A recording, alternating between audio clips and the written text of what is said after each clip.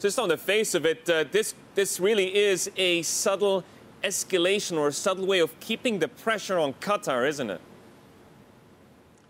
Exactly. I think especially the last point, it's a way of saying, look, this isn't over yet, because we had several international figures coming in. We had the UK, the US, we had Erdogan.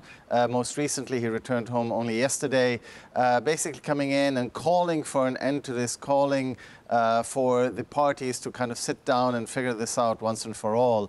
They've also, these parties have also sort of made positive remarks about Qatar's efforts to try and resolve the issue, Qatar's efforts in terms of the terrorism financing, which right now seems to be at the core of this. I mean, it's really sort of been whittled down to exactly that, the terror financing.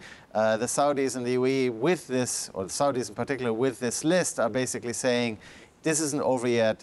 We want Qatar, we need Qatar. In spite of everything they've done already, we need them to do more on this.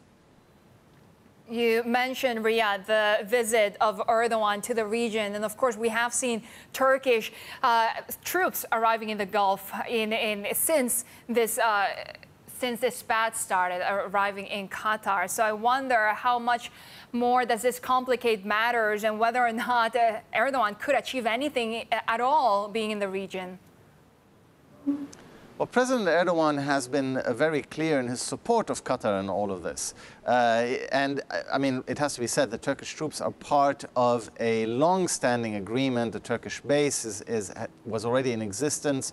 But however, of course, it takes a certain symbolic